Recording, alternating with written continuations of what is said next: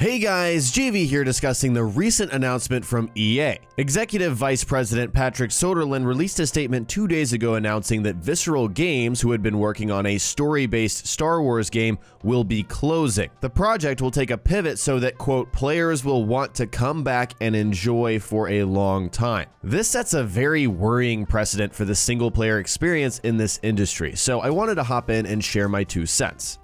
First off, let's go ahead and summarize what Soderlund said, and I've linked the official statement in the description below if you want to read it in full for yourselves. First off, EA is making a change based on the ever-evolving industry. Things are always changing and moving forward, so they're saying that's essentially why they're doing this. Visceral has been developing an action-adventure, story-based linear game based in the Star Wars universe, and EA has been taking playtest feedback from players. And from what they've seen, in order for players to come back and enjoy the game for a long time, EA needed to pivot the design. However, the graphics, authenticity, and loyalty to the Star Wars universe will remain, but they are shifting towards a broader experience with more variety, greater depth, and breadth in exploration. EA's worldwide studios will take over the game. I think that just means that it'll be worked on by several studios like most games these days, but it will be led by the team at EA Vancouver, who have already worked on the project. For a frame of reference, EA Vancouver is the center of development for FIFA, UFC, NHL, Plants vs. Zombies, and the Need for Speed franchises, so not really Star Wars, not really up their alley. As a result, the Visceral studio will close, and the developers will move to other projects, and the game, which was supposed to launch in late 2019 that fiscal year, will now be delayed indefinitely. And then they go on at the very end to say that they're very proud of Battlefront 2 and Galaxy of Heroes, and they want to take the time that they need to take in order to get this Star Wars game right.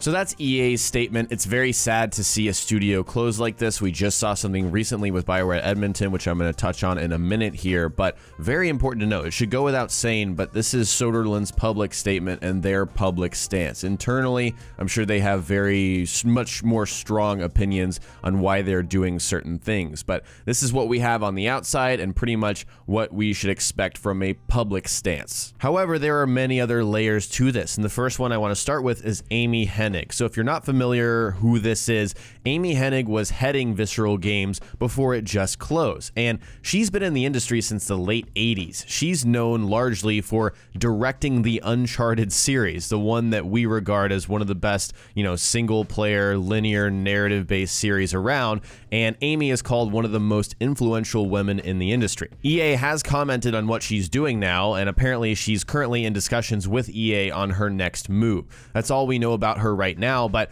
she's so important because she joined Visceral to work on this game over 3 years ago in April of 2014.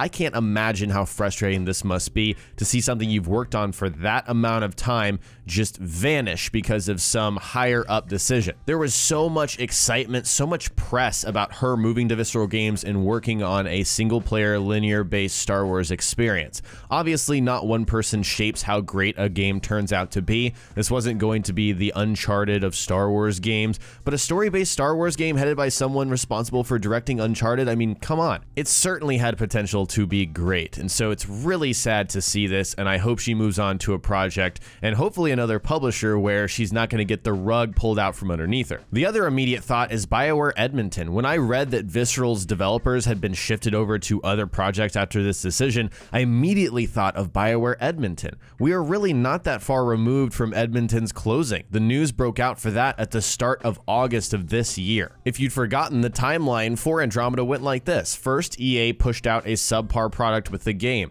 We know there were a lot of development issues through Jason Schreier's investigative reporting on Kotaku. Once Andromeda was out, it became a laughingstock. The community made fun of it. It became a game that was cool to hate, and it did not do well. That's how it turned out. And so EA decided to close down BioWare Edmonton after the game pretty much failed. And so now we're at a point where they closed down another studio. Fortunately, the game didn't come out, but the problem is this time we're like, well, maybe it should have. It sounded really good. We don't know what's going on the inside, but again, they're shifting around employees to other studios that have been working on this game for a while. Essentially, this is the second time this has happened in a very short time span. And if I'm EA, I am am happy that I have all these sports games to write on and that people actually play them, because they'd probably be in a little bit of trouble. This is just, a lot of stuff going on in a very short time span. Now I wanted to talk about why this is so concerning to me. The single most worrying line in this whole statement is, quote, "It has become clear that to deliver an experience that players will want to come back to and enjoy for a long time to come, we need to pivot the design." This was not a decision made in order to deliver the best experience or in order to make the best game possible. So these are my main takeaways. What's really happening with this statement and this decision? Number one, EA is scrapping years of work on a linear, story-based experience in place of something that will keep you coming back and playing, which essentially means live service. They're not saying it, but that's what they mean. Number two, EA is openly admitting that the live service experience will take precedent over single-player games in the future at their studios as a publisher, largely fueled by their ability to make money. And number three, EA will make multiplayer games with microtransactions over single-player narrative experiences from here on out. That's just what they're going to do. Now, I'm not saying this Star Wars game will suddenly become a PvP experience or something like that, but I guarantee you it will have some kind of multiplayer component designed around selling loot boxes. They want you to come back. They said that word for word. This is also dangerous for the industry because EA is saying, based on their own internal research, that they believe single-player narrative action-adventure experiences like what Star Wars from Visceral was supposed to be cannot be returned to and enjoyed for a long time. I'm speaking for myself here and many others when I say that's just not the case. I go back and replay the Mass Effect original trilogy almost every year because I love it that much. That's how good of a game, good games those were. I go back and replay the Ratchet and Clank original trilogy for the same reason. The original, Going Commando, and Up Your Arsenal, I love those games, and that's why I go back and play them.